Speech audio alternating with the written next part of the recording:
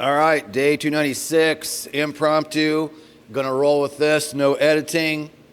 This is for a ground school member freaking out a week before check ride. And of all people, well, maybe you don't know, I failed my first check ride, and I know what it was like the week before my check ride. I was freaking out a week before, and I was freaking out right up to the day of, and I ended up failing. You have to be prepared for this check ride and go in with confidence, okay? So I'm going to give you just a little bit of this member's email, not sit here and read the whole thing to you, but basically, longtime Hogs member, I know who he is, logs into Coffee with Kenny, watches our videos. I checked his progress inside the ground school site, which I wanted to talk about today anyway before I got this email. We do have progress tracking for you to see what you've done and for me to see what you've done. And when somebody's having trouble, I'll usually go check on you first before I email you back and talk to you.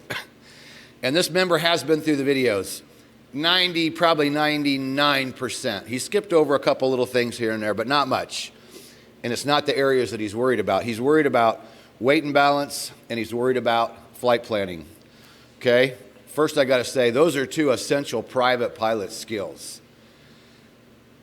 And what we have in ground school is pretty darn good.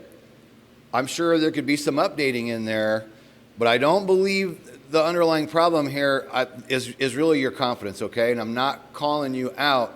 I want you to take a big, deep breath and think for a minute, what are the real underlying issues here? And he's basically saying, he doesn't want to blame it on the instructor. Well, I have to say, I do have to blame it back on your instructor. If you're a week away and your instructor is ready to sign you off, and you're telling me in the email that he hasn't covered these things with you in depth and you're not sure about them, he shouldn't be signing you off. The instructor endorses you and says, John Doe is ready to act as a private pilot. That means that instructor has given you the ground training, given you the dual training, checked your home study materials, he's checked your knowledge. And there are so many good flight instructors out there. So cheers to every flight instructor that's out there and doing it right, because there's tons of them. We know, as in any profession, flight instructor or any other profession in the world, you have good and you have bad, right? And some of them maybe aren't necessarily like bad, they just don't care. They really don't give a rat's ass sometimes. Unfortunate, but that's not just aviation. That's any job, any career, any profession. So I'm going to back up to me. The week before the private pilot for me, I was just freaking out, just like in this email from this member. And the second time around, I aced the check ride. What was the difference? The difference was my confidence. So I know you're saying there's two subject areas you're freaking out over. I get that. Here's my other experience. The thing that stumps you on a test is never what you're worried about. Never. The thing that stumps you on a test is that surprise that you didn't know was going to be the problem. And again, these two areas are basic, essential private pilot stuff. Whether you're just going to be a private pilot or you're going to go on in your career to do other things, these two areas are essential. So your confidence needs to be there in general for the whole check ride. And if you've got a couple problems in a couple of those basic private pilot areas, I really think at this point I would delay the check ride. And I really think I would look at either just confronting your instructor and saying, hey man, let's sit down and talk for just a minute. I feel I'm deficient in these two areas and my confidence isn't where it needs to be. Can we talk about this? Can we work harder on these two subjects? And if this instructor or this flight school is not willing to go, yes, okay, let's delay the check ride a week or 2 weeks, or let's call it off for now, let's do some additional ground school, and let's get through this. Is there anything going on that's so important that you got to be done in a week? I know that this member's been working on it for a long time because there's some emails in the past, clear back from May even, and probably even more. So, is it that detrimental when you're 1 week away to call it off. Now, not saying you have to. Maybe you can pull it together. Maybe you can talk to your instructor, and this instructor will have a change of heart and say, okay, let's sit down and let's hammer through these couple things and let's get your confidence where you need to be. If you aren't 100% confident, you're probably gonna fail, because I really wanted to do this video, and I was glad to get this email today because I wasn't sure what I wanted to do this morning. As soon as I read this, it brought back for me, it's making my heart pound right now. 20 years ago I failed, and it's making my freaking heart race. It's over 20 years now. It's making my heart race right now telling the freaking story. I get it. I understand. That's why I failed, didn't go back for 6 months, created the notebook, and went back after studying my ass off and nailed it that second time with a different examiner. And that examiner said, dude, why did you fail the first time? And I said, because I didn't know my stuff like I know it now. And he's like, well, that's apparent because you're batting 100%. You're nailing everything. And he goes, I just can't imagine you failing. And I go, it happened because I was so freaked out. And I was nervous. I did study, and my instructors worked with me. And I guess I don't blame them either, back in the day. The instructor who signed me off when I failed my test, I was his very first student, sending to a check ride. And that's kind of common. A brand new instructor, sometimes their first student will fail. Mine did. The first student I sent failed. And he was an airplane CFI, and he was freaking smart, and he'd studied hard, and he knew his stuff, and he goofed on one thing, and it was figure and pressure altitude by hand. And the examiner even said to him, you're a CFI. You got to be able to figure pressure altitude by hand, which is another reason in ground school I pushed that along with all the things that my examiner tripped me up on. And that's why I do videos on the things that trip people up on check rides. And that's why Taz Chrisman and I did top 10 check ride tips and put that out for you. All the things that we see people screw up. So I want to go back to, for this member, you need to take a big, deep breath. This is Saturday. I wouldn't mind talking to you this week. It's Saturday now. I want to get back home to my daughter and have my weekend time. Maybe Monday we could talk, and I wouldn't mind even, we could email or talk on the phone, and I could pray, but hopefully maybe give you a little confidence or a little more boost, but I'm going to tell you the same thing over the phone I'm going to tell you right now. If you're a week away and you're that freaked over 2 basic fundamentals of being a private pilot, I'm saying you need to take a big, deep breath, reevaluate, and possibly call the check ride off. And keep studying and get these 2 areas handled.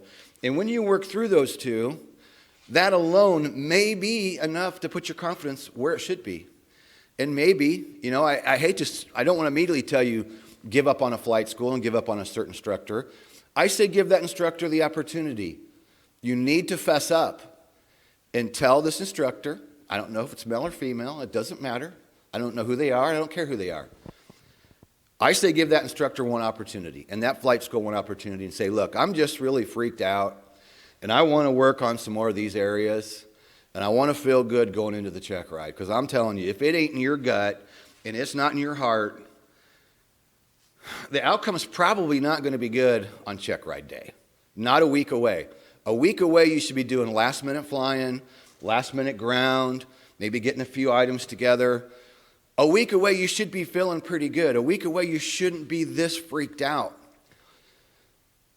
Check ride nerves. Everybody gets them. And being nervous is okay. And most people will do well being nervous. So we're not talking just being nervous about a check ride. We're talking about, in the words of this member, I'm freaked out. And in the end of the email, he's like, I'm begging you for help, man. I'm your hogs member a long time. I'm begging for your help. I want to help you. But I just think a week away, if you're this freaked, you need to call it off, take a little bit of time, regroup, freaking breathe in and out, cover these couple areas, put a little more focus in it, go through as many ground school videos as you need to, again, specifically on those areas, and work with your instructor. And then if this instructor, let's go to the other side. Let's say this instructor gives you attitude. I'd go find somewhere else, man. I would spend the money, and I understand money is a issue for most of us, but it's your hard-earned money, and you've given them your hard-earned money up to this point. So giving them the opportunity to make good on what they've done for you so far and help you out, and then in the end, you could pass a check ride, you could feel good, and they feel good, and everybody's happy. But again, it's your money. And it's that instructor's job and that flight school's job to make sure you're prepared for the examiner. Because an examiner is going to get it. Examiners they're professional people. They're sitting on the side of the desk, and they're evaluating people all the time. And that examiner is going to know in the first 5 minutes how that check ride's going to go. He's going to be able to tell by your mannerisms, the way you're sitting in the chair, whether you're making the eye contact. He's going to be able to tell if you're confident or not. And if you're that freaked out, it's his job to dig and see how well you're going to do. And it's like when I failed, I took it with the FAA, and after he failed me, we had a nice little chat. And he even stopped the oral test for a minute when I was struggling, man. And he's like, let's go outside for a minute. And we did. And we went outside and just, bullshitted for a little bit. And he was, being nice, and he's just like, hey, I just want you to calm down, man. You're really struggling here, so I just wanted to give you a chance to just breathe and chill out. So he even gave me that opportunity, right? So FAA guys can be tougher than a designated guy. And years later, it's still the best thing that happened to me, right? We go back in, we try to continue on, and at a certain point, he just has to stop the test. And I guess I have to thank him years later, right? And I've told you all this many times in the videos. He said, Kenny, when I ask you about selling with power, I need to hear 30, 20, 10, bam, bam, bam. When I ask you about which way the nose is going to go in a hover and the engine quits, or any of these things I ask you about, there can't be hesitation. I don't want to come to your helicopter accident. He goes, because he worked in Indianapolis, and that's where I was training. And he's like, I'm the guy that's going to come out and investigate your accident. I'm not going to pass you if you're not 100% confident and you can give me the answers I need, especially on the emergency stuff and things that are going to kill you.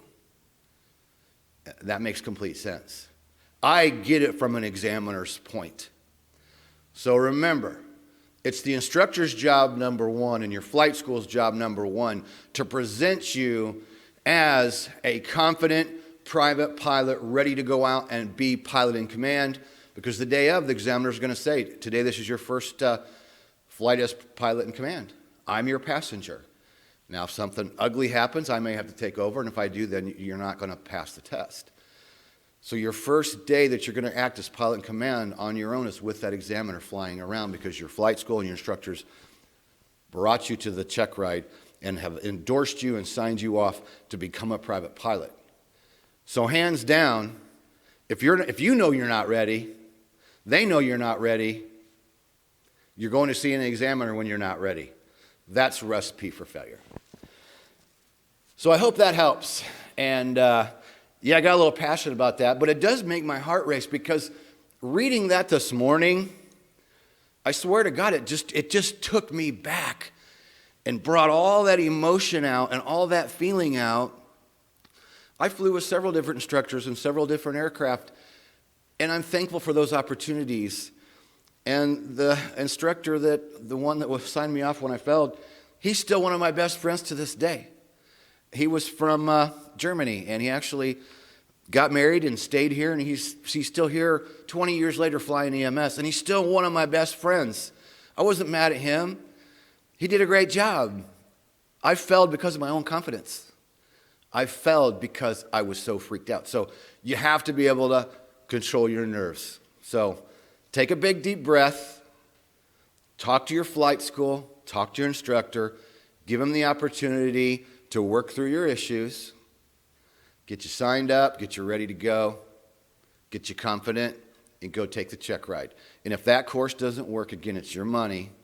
If you have to, you call up another flight school. And I understand you're going to have to travel probably, and you're probably going to spend some money on motels, but you know what? Damn it, it's probably worth it.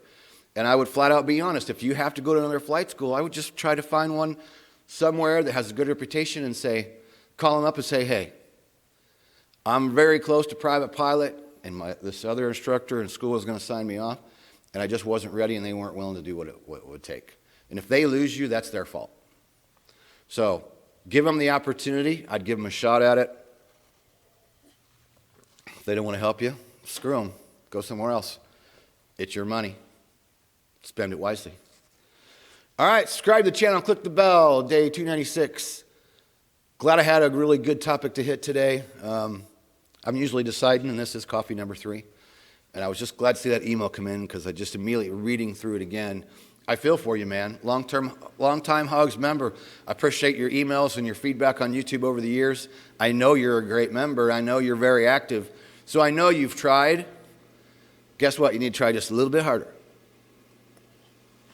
Just a little bit harder. So take a big deep breath. Leave us a comment down below. Subscribe to the channel. Click the little bell when you do. And we'll see you in day 297. Peace out.